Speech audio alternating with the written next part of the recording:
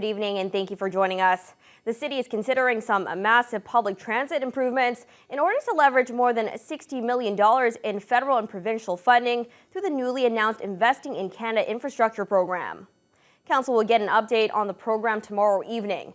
Public transit is one of 4 funding streams available as part of the $2.8 billion program. Thunder Bay's total share based on ridership is more than $83 million. The federal government will pay 40% of that. The province will pick up more than 33%, leaving the city to pay the remaining 26%, which rings in at about just over $20 million.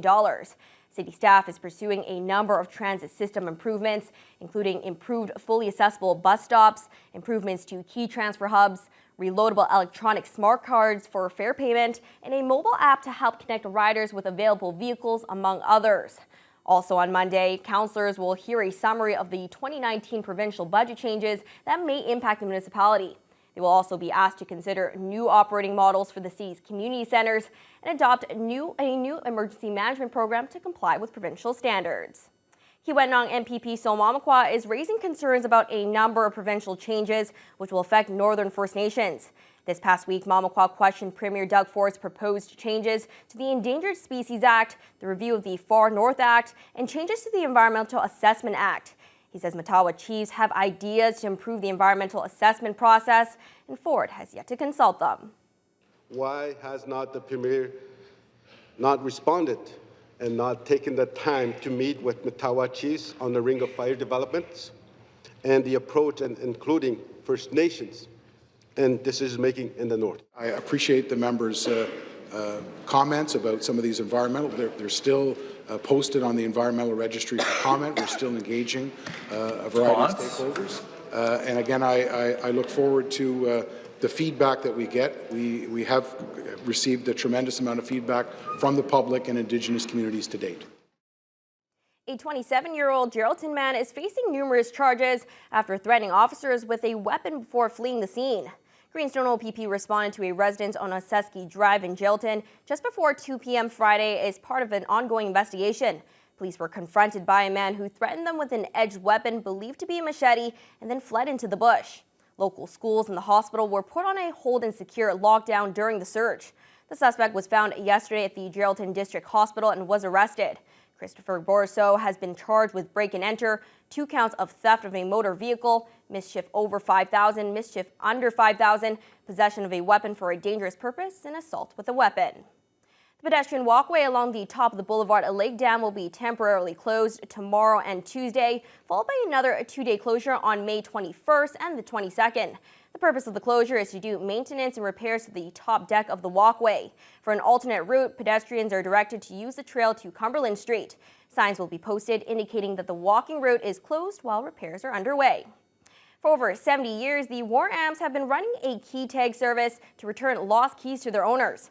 And money raised from that program is used to help amputees purchase prosthetic limbs. 2 young people from this region are among the beneficiaries of the War Amps program. Corey Nordstrom has their stories. I just like to play sports, and I just do it just the way other kids do it. That's 12-year-old Addison Franceschini from Geraldton. Since she was 9 months old, she has been without the lower part of her left leg, but that doesn't stop her from being as active as she wants. I use just my everyday prosthetic or have another prosthetic that has an adjustable ankle for different types of shoes and that. And the sports I like to play are like soccer, baseball, hockey, and all those kind of sports. Addison, alongside 16-year-old Connor Okerlund of Thunder Bay, are champs for the War Amps. Both attend yearly child amputee seminars. There, they learn a number of things about living with their amputations, in addition to creating friendships with other kids from across the province. At the conferences, I find it's a very open community. But most of the time, even if it's a conference about being amputees, you tend to forget that everyone's an amputee, and then it's just a group of people that are just hanging out. Addison's mom, Shelley, says the seminars not only bond the kids, but the families, and teach them all valuable life lessons. It's a weekend where we're learning about the new resources available. They're learning how to answer questions about their amputations. They're learning about positive self-attitudes and how to be a confident amputee. One of the biggest reasons Okerlund and Franceschini are able to attend the seminars and have a number of prosthetics that allow them to participate in a range of activities is because of donations to the War Amps Key Tag service. It's a private way for donors to get back a lost set of keys through the mail-in service. Connor's mom, Liberty McAllister, praises the War Amps for the guidance and financial support which allow the kids to be kids. They provide prosthesis when they need them, any sports or recreational limbs, anything that a young person would want to try. They encourage kids to do whatever they can, and they help support financially to provide for the recreational limbs, which usually aren't covered under other insurances. Corey Nordstrom, TVT News. As part of a Mental Health Awareness Week, the Thunder Bay Regional Hospital hosted a Rising Stars talent show this past week.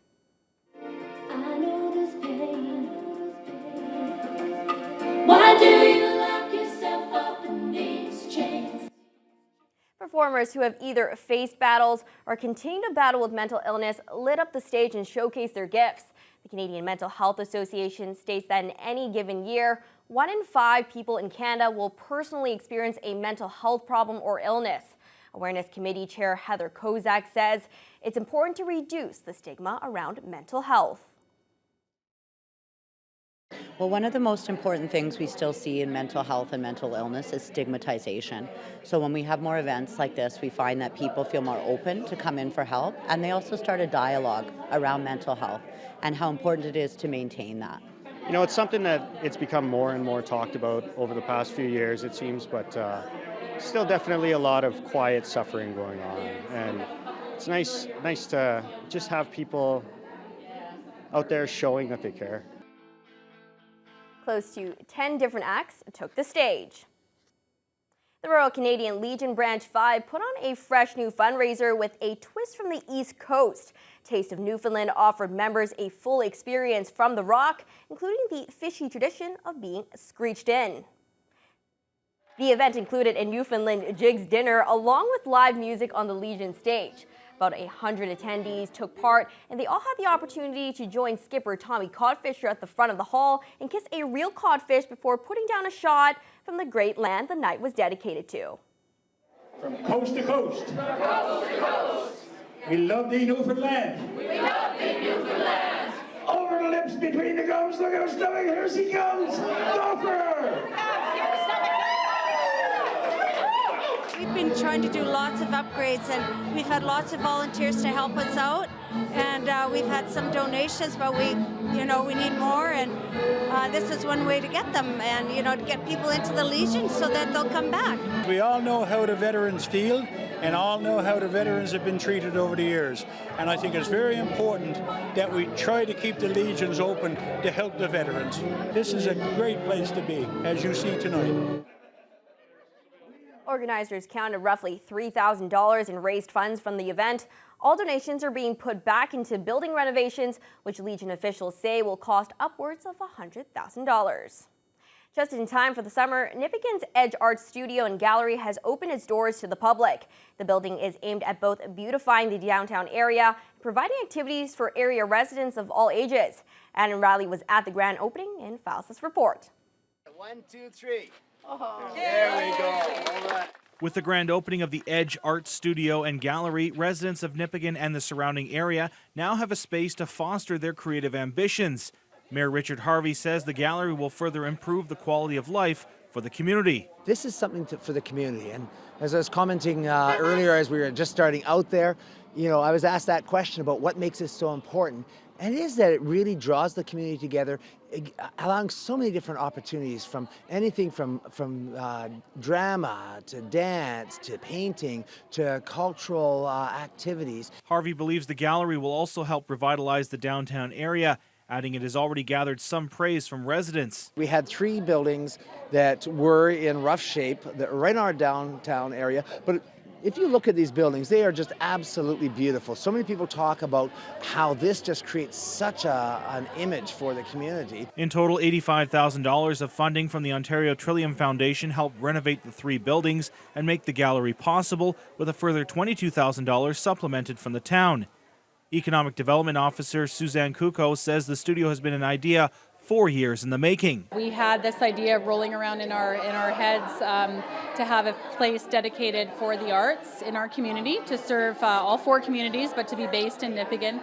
And we can't believe it's finally here. In addition to the money received by Trillium and the township, Kuko says $5,000 through T-Bay Tells for Good campaign allowed them to run a series of workshops to increase interest in the arts. We did 6 workshops. We had a total of 49 participants from Red Rock, Lake Helen, Dorian, Nipigon, between the ages of 12 and 18, so it couldn't have worked out more perfectly. We didn't even have a space when we got that funding, so we were pretty excited to kick off our art center with that programming. Kuko says classes are expected to continue with some after-school programs planned for the future. Adam Riley, TBT News. Ben, the Arabs